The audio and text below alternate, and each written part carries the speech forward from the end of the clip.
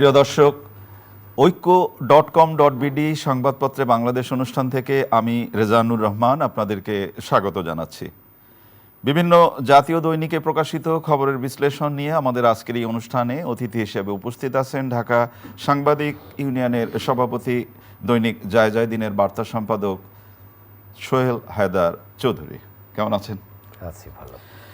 পত্রপত্রিকায় প্রকাশিত কয়েকটা শিরোনাম আমি আপনাকে একটু পড়ে শোনাই, তারপর আমরা আলোচনায় যেতে চাই। প্রথম আলোর শিরোনাম, ডিজিটাল নিরাপত্তা আইন ভিন্ন মতকে অপরাধ বলায় জাতিসংঘের আপত্তি।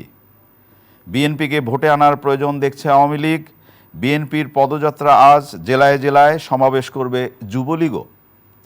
সমকালের শিরোনাম, পূর্বাচলে উদ্বোধনের পরেই ভাঙতে হবে 1000 কোটি টাকার সড়ক। পুরনো কৌশলে বাসে বাড়তি ভাড়া। ইউক্রেন যুদ্ধ বন্ধের দাবি, জাতিসংঘে প্রস্তাব পাশ, কেউ ভোট দেয়নি বাংলাদেশ। কালের কণ্ঠের শিরোনাম, গোপালগঞ্জে আজ 49 প্রকল্পের উদ্বোধন করবেন মাননীয় প্রধানমন্ত্রী। মার্চে মশা 4 গুণ বাড়বে। রাজনীতি, আওয়ামী লীগ বিএনপি আজ জেলায় জেলায় নামছে। লাউয়াছড়া বনে থামল ট্রেন, উঠল গলাকাটা হরিণ। ইত্তেফাকের শিরোনাম, ইউক্রেন সংকটই কি তৃতীয় বিশ্বের শুরু, যুদ্ধের শুরু? হৃদরোগের চিকিৎসায় বাংলাদেশ স্বনির্ভর হয়ে উঠছে মাননীয় প্রধানমন্ত্রী। আমাদের সময়ের শিরোনাম, 2800 সরকারি ভবন ভূমিকম্প ঝুঁকিতে, বিএনপির বড় শোডাউনের প্রস্তুতি। হামলার হুমকিতে বাড়তি নিরাপত্তা বইমেলায়। শিক্ষাঙ্গনে নির্যাতনে পিছিয়ে নেই ছাত্রলীগ নেত্রীরাও। বাংলাদেশ প্রতিদিনের শিরোনাম, এক ঢাকায় এত চাপ। ইনকলাবের শিরোনাম, সংসার আর চলে না। যায় যায় দিনের শিরোনাম, হৃদরোগে চিকিৎসায় বাংলাদেশ সফল। দেশের পোল্ট্রি খাত অস্থিরতার নেপথ্যে কর্পোরেট আধিপত্য।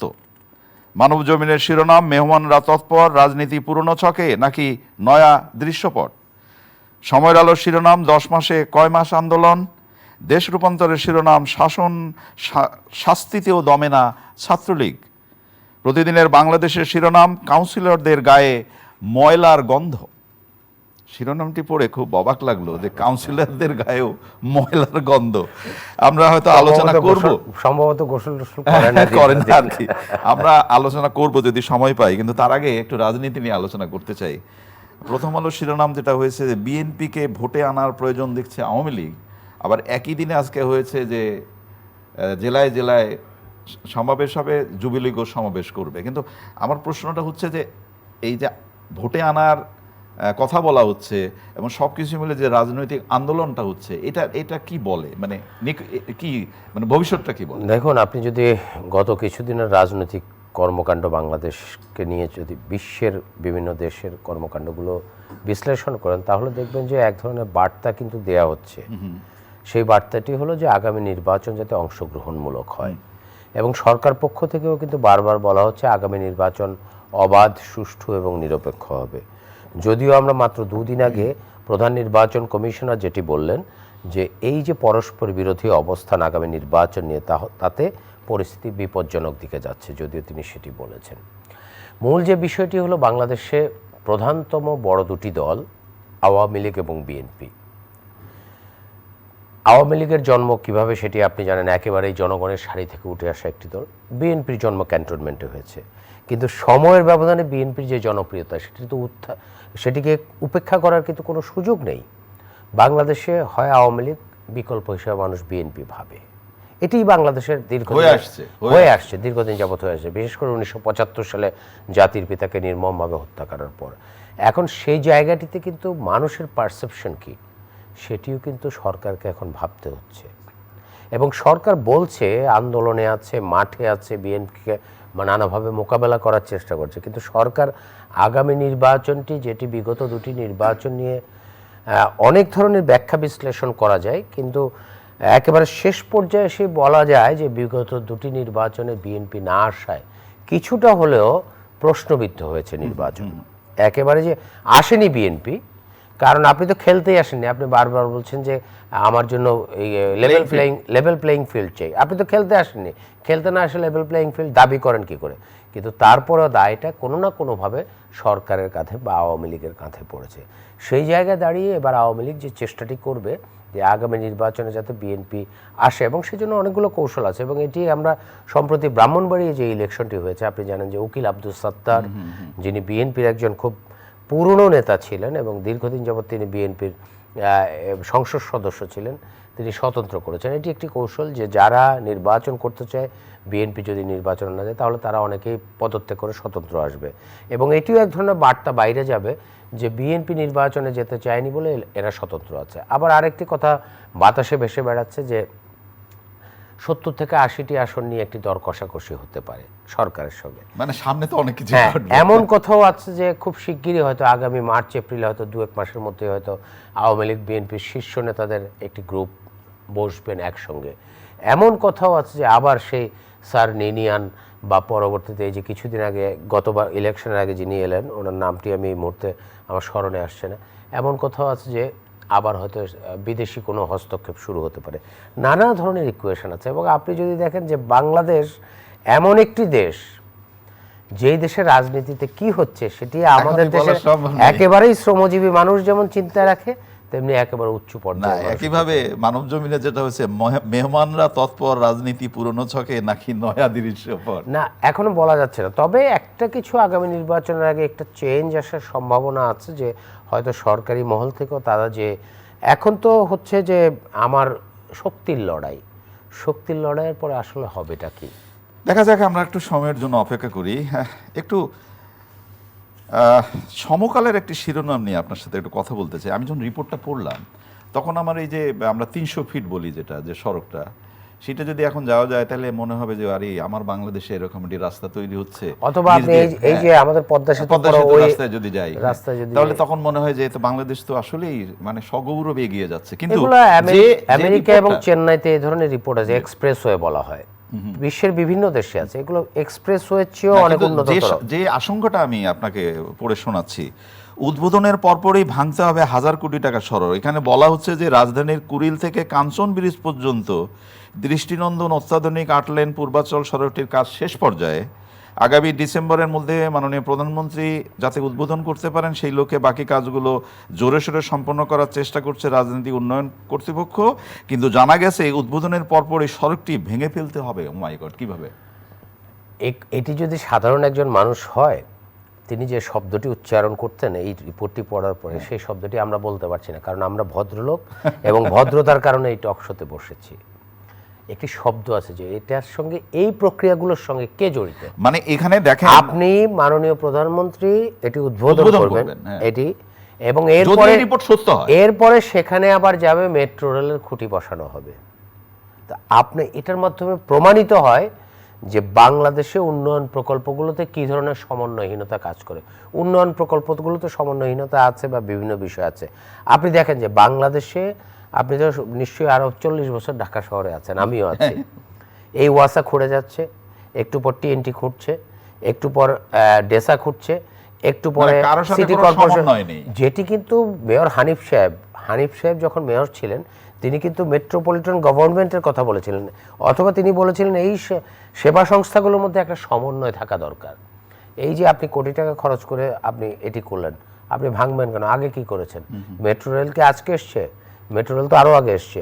যখন মেট্রো রেল এসছে তখন আপনার প্ল্যানিং এই জিনিসটি আসে। এই টাকার ক্ষতিটা কে পোষাবে? এই টাকার ক্ষতি আমি আপনি পোষাবো, আমাদের ট্যাক্স বাড়বে, আমাদের ভবিষ্যতে আরো ট্যাক্স বাড়বে, আমরা এদিকে আমরা ক্ষতিগ্রস্ত হচ্ছি আমাদের দ্রব্যমূল্যের ঊর্ধ্বগতির কারণে, আবার ওদিকে ট্যাক্স পড়বে কদিন পরে।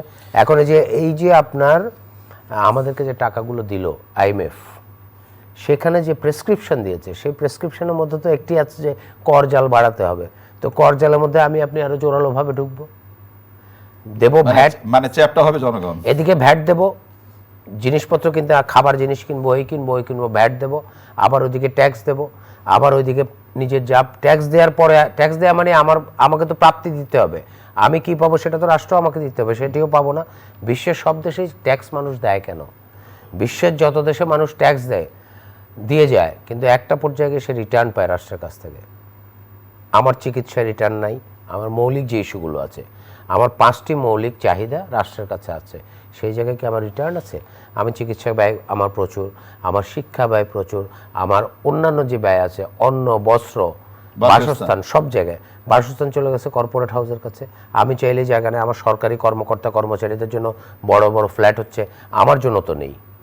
আমি জায়গাও কিনতে পারছি না, কারণ জায়গাগুলো দখল করে নিয়েছে কর্পোরেট কোম্পানিগুলো। আপনি কর্পোরেট কোম্পানির কথা ফ্ল্যাটও কিনতে পারছি না, ফ্ল্যাটগুলো দখল করে নিয়েছে কর্পোরেট কোম্পানিগুলো। আপনি কর্পোরেট কথা বললেন, আপনাদের পত্রিকায় যায় যায় দিনে দেশের পোল্ট্রি খাতের অস্থিরতার নেপথ্যে কর্পোরেট আধিপত্য। এই যে পোল্ট্রি খাত, বিশেষ করে ডিম এবং ব্রয়লার মুরগি, এইটা তো আমাদের বেশি আমিষ এবং আমাদের খাদ্যের যোগানটা দিত। যখন এটা কর্পোরেটের কালচারের মধ্যে বা আধিপত্যের মধ্যে চলে গেল, তখনই তো বোধ করে অস্থিরতাটা শুরু হলো। আসলে যারা একেবারে খামারি, তারা কি আদৌ পাচ্ছে কিছু? একেবারেই সমন্বয়হীনতা। এখানে কিন্তু একটি কারণ আছে, যে প্রথম কারণটি হলো রাশিয়া ইউক্রেন যুদ্ধের ফলে যে সারা বিশ্বে যে একটা ধাক্কা লেগেছে, সেই ধাক্কায় পোলট্রি খাত ক্ষতিগ্রস্ত হয়েছে। গ্যাস বিদ্যুতের অভাব, নানা সংকট আছে, এটি একটি কারণ। কিন্তু এই জায়গায় কিন্তু আমি দেখি সমন্বয়হীনতা এবং এক ধরনের উন্নাসিকতা। কেমন? মাননীয় প্রধানমন্ত্রী এবং সরকার যখন বলছে দেশের জনগণের পুষ্টিমান নিশ্চিতের কথা বলছে, পুষ্টিমান নিশ্চিতের একটি অন্যতম উপাদান হলো আমিষ বা প্রোটিন। সেই জায়গায় পুষ্টি বলা হচ্ছে, চালের ক্ষেত্রেও পুষ্টি ফিরিয়ে আনা হবে। কিভাবে? চাল যেটা ওই যে করে মেশিন দিয়ে ছোট করে কাটা হতো, তাতে পুষ্টি হারে যায়। সম্প্রতি খাদ্যমন্ত্রী এবং কৃষিমন্ত্রী বলেছেন। তো আপনারা এত কিছু করছেন, কিন্তু আমার পুষ্টির যে চাহিদাটি পূরণ হতো আমার ডিম দিয়ে, আবার এই মুরগি দিয়ে, ব্রয়লার মুরগি দিয়ে, সেই জায়গায় আপনারা নিয়ন্ত্রণ করতে পারছেন না কেন? আপনাদের কর্মপন্থা কি সেখানে? জানি না অবস্থাটা কি দাঁড়াবে। আপনি সংগঠন করতেন ছাত্রলীগ, এই জন্য আপনাকে আজকে প্রশ্নগুলো করব। শাসন শাস্তিতেও দমে না ছাত্রলীগ, এবং আরেকটি শিরোনাম যেটা হয়েছে যে শিক্ষাঙ্গনে নির্যাতনে পিছিয়ে নেই ছাত্রলীগ নেত্রীরাও। তারা বড় ভাইরা করে, বড় বোনরাও তো করবে নাকি? ছাত্রলীগ নিয়ে অনেক কথা আছে, এবং একই সাথে চট্টগ্রাম বিশ্ববিদ্যালয়ে পুরনো বিরোধে আবার সংঘর্ষে ছাত্রলীগ। আপনি দেখেন যে বাংলাদেশের যে অভ্যুদয়, এই অভ্যুদয়ের গোড়াপত্তন ঘটেছিল কিন্তু ছাত্রলীগের মাধ্যমে। স্যালুট করি আমরা। জাতির পিতা বঙ্গবন্ধু শেখ মুজিবুর রহমান দেশ বিভাগের পরে, দ্বিজাতি তত্ত্বের ভিত্তিতে 1947-এ দেশ বিভাগের পরে উনি প্রথম কি গঠন করলেন? ছাত্রলীগ। এই যে মর্যাদা সম্পন্ন একটি সংগঠন, এবং বাংলাদেশের 71 সাল পর্যন্ত যত পলিটিশিয়ানের জন্ম হয়েছে সব দলে, এখন যে দলে যারা আছেন সবাই ছাত্রলীগ, এরা প্রত্যেকে কিন্তু ছাত্রলীগ থেকে এসছেন। সেই ছাত্রলীগ আজকে নানা কারণে, বিশেষ করে টেন্ডার বাণিজ্য, চাঁদাবাজি, ক্ষমতার ভাগাভাগি, অন্যান্য যে ইয়েগুলো আছে, এই জায়গাটিতে গিয়ে ছাত্রলীগ নষ্ট হয়ে গেছে। আপনি চিন্তা করে দেখতে পারেন, জাতির পিতা বঙ্গবন্ধু শেখ মুজিবুর রহমান এই এক জায়গায় ট্যুরে গেছেন, উনি ওনার আত্মজীবনীতে আছে, তাকে 25 পয়সা দিয়েছেন একজন নারী, বৃদ্ধ একজন নারী, তিনি আপ্লুত হয়ে গেছেন। জাতির পিতা বঙ্গবন্ধু শেখ মুজিবুর রহমান উনি সাইকেল চালিয়ে উনি ক্যাম্পেইন করেছেন, উনি রাজনৈতিক কর্মকাণ্ড করেছেন।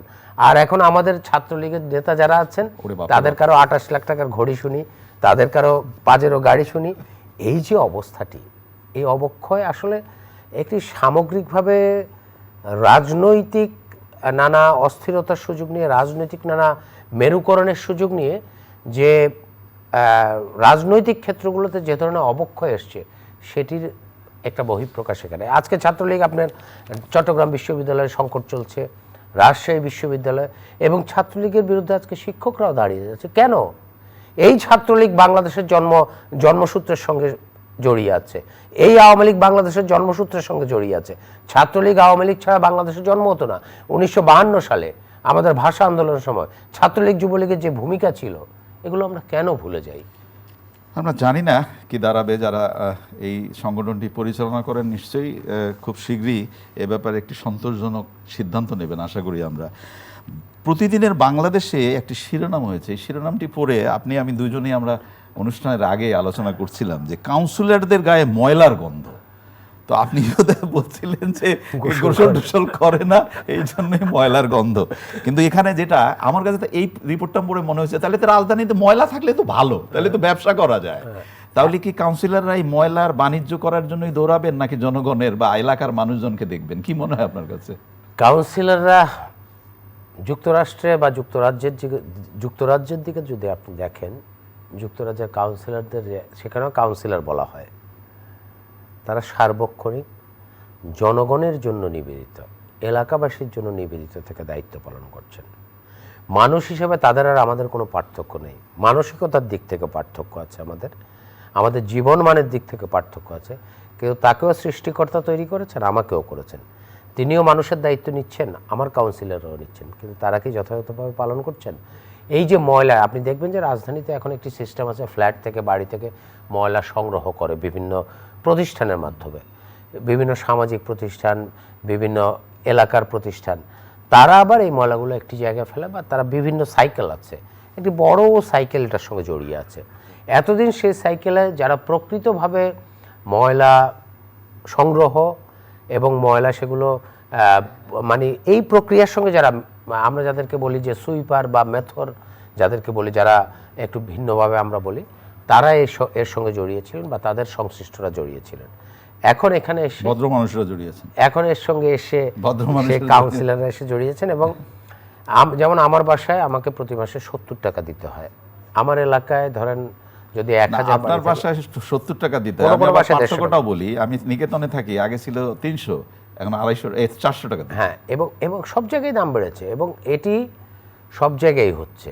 এই যে এটা একটা বড় রকমের অঙ্কের বিষয়, এবং সেখান থেকে তারা একজন বা দুজন লোক রেখেছে ময়লা বাণিজ্য। এটাই আসলে ময়লার গন্ধ বলা হয়েছে। এখন আমরা চাই যে আমাদের কাউন্সিলরদের এই গন্ধ অতি দ্রুত কেটে যাক, কারণ এরাই তো আসলে বাংলাদেশের পরিষ্কার হোক। একেবারে শেষের দিকে বইমেলা আর মাত্র 3 দিন। বইমেলা ভালো মন্দ মিলিয়ে গেছে, কিন্তু বইমেলাও সেই সংকট। রুশ ইউক্রেন যুদ্ধের কারণে কাগজের যে দাম বেড়েছে, বা কাগজ সংকট তো আপনি জানেন, এখন এই যে এই কাগজ 115 টাকা বা 15 টাকা করে কেজি কিনতে হচ্ছে। পত্রিকা 85 টাকা ছিল, 85 টাকা ছিল, তার আগে 60 টাকা ছিল, 70 টাকা ছিল। এই যে সংকট, এই সংকটের প্রভাব বইমেলাতেও পড়েছে, এবং এই প্রথম সম্ভবত বইমেলায় খুব কম বই এসছে। না, আপনার সাথে তুলনামূলক বই বেশি এসছে। বই তুলনামূলকভাবে সেভাবেই এসছে, এবং বইয়ের দামটা হয়তো একটু বেশি, কিন্তু একজন একটা সংস্কৃতি কর্মী হিসেবে আমার কাছে যেটা মনে হয়েছে, এবারের বইমেলাটা গত 2 বছরের অস্থিরতা কাটিয়ে একটা জায়গায় এসে দাঁড়িয়েছে। না, কিন্তু এইটা আরো, যেমন ঢাকা বইমেলা একসময় যেটা হতো, সেই বইমেলাটার একটা সুযোগ করা দরকার এবার, এদের এই যে বাণিজ্যটা যাতে ভালো হয়। বইমেলা নিয়ে আমার একটা ছোট্ট অবজারভেশন আছে, আমি ছোট করেই আপনাকে দিই। একটি প্রকাশনী নিয়ে এক ধরনের সংকট হয়েছিল, আপনি জানেন, আদর্শ প্রকাশনী। আমি মনে করি বাংলাদেশের ইতিহাস, ঐতিহ্য, রাজনীতি নিয়ে যদি কোনো বই করতে হয়, সেটি আগে মনিটরিং কমিটিতে জমা দেওয়া উচিত। অনেক ধন্যবাদ আপনাকে। প্রিয় দর্শক, আমরা বইমেলা নিয়ে কথা বলছিলাম, আর মাত্র 3 দিন, তারপরে শেষ হবে এবারের বইমেলা। যারা এখনো বইমেলায় যাননি, গিয়েছেন অথচ বই কেনেননি, শেষ সুযোগ, বই কিনুন। কমিশন আছে 25 ভাগ। ভালো থাকবেন। আগামীকাল নিশ্চয়ই এই সময় আবার কথা হবে। খোদা হাফেজ।